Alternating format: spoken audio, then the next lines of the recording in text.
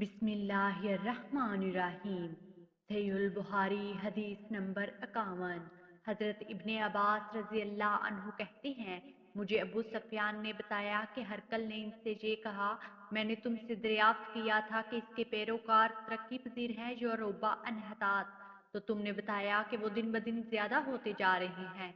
यकीनन अमान का मामला इसी तरह होता है ताआन का वो पाया तकमील को पहुंच जाए। फिर मैंने तुमसे पूछा, इसके मुत्तबईन में से कोई दीन में दाखिल होने के बाद उसे बुरा समझते हुए मुर्तद भी हो जाता है? तो तुमने जवाब दिया, नहीं, और अमान का यही हाल होता है। जब इसकी बशाशत दिलों में सरायत कर जाती है तो फिर कोई शख्स इससे नाराज नहीं होता।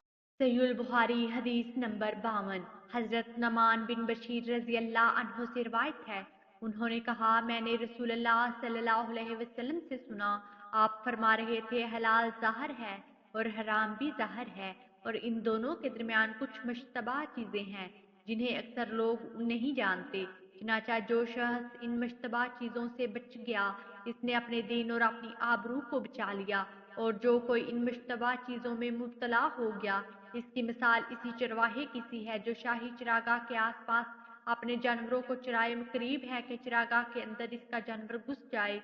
आगाह रहो कि हर बादशाह की एक चरागाह होती है। खबरदार, अल्लाह की चरागाह इसकी जमीन में हराम करदा चीजें हैं। सुन लो, बदन में एक टुकड़ा गोश्त का है, जब वो संवर जाता है तो सारा बदन संवर जाता है, और जब वो बिगड़ जाता है तो सारा बदन खराब हो जाता है। आगाह रहो, वो टुकड़ा दिल है। सहीहुल बुखारी हदीस नंबर 53। हजरत अबू जमरा से रिवायत है, उन्होंने कहा, मैं हजरत इब्ने अब्बास रजी अल्लाह अन्हु के पास बैठा करता था। वो मुझे हाथ अपने तहत पर बैठाते एक दफा कहने लगे, तुम मेरे पास कुछ रोज अकामत करो, मैं तुम्हारे लिए अपने माल से कुछ हिस्सा मुकर्रर कर दूंगा। तो मैं इनके यहाँ 2 माह तक अकामत पजीर रहा।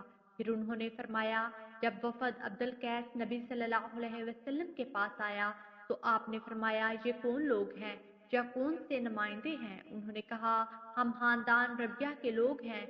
आपने फरमाया, तुम आराम की जगह आए हो, ना जलील होगी और ना शर्मिंदा। फिर उन लोगों ने अर्ज किया, अल्लाह के रसूल, हम माह हराम के अलावा दूसरे दिनों में आपके पास नहीं आ सकते, क्योंकि हमारे और आपके दरमियान कफारे मुज़र का कबीला रहता है। लिहाजा आप हलासे के तौर पर हमें कोई ऐसी बात बता दें कि हम अपने पीछे वालों को इसकी इत्तला कर दें और हम सब इस पर अमल करने से जन्नत में दाखिल हो जाएं।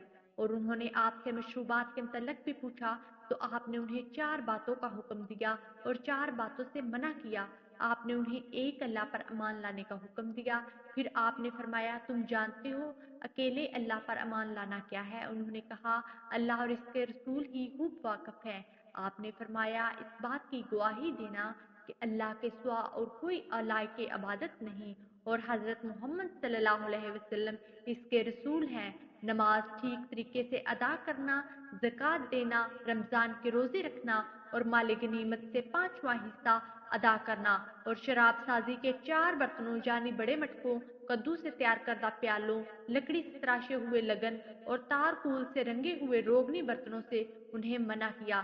फिर आपने फरमाया, इन बातों को याद रखो और अपने पीछे वालों को इनसे मतला कर दो। सहीहुल बुखारी हदीस नंबर 54। हजरत उमर रजी अल्लाह अन्हु से रवायत है, रसूलुल्लाह सल्लल्लाहु अलैहि वसल्लम ने फरमाया, अमाल का मदार नीयत पर है। हर इंसान को वही मिलेगा जो इसने नीयत की। अगर कोई अपना वतन अल्लाह और इसके रसूल के लिए छोड़ता है तो इसकी हिजरत अल्लाह और इसके रसूल के लिए होगी। अगर किसी की हिजरत दुनिया हासिल करने के लिए या किसी औरत से शादी रचाने के लिए हो तो इसकी हिजरत इसी काम के लिए है जिसके लिए इसने हिजरत की है। सहीहुल बुखारी हदीस नंबर 55।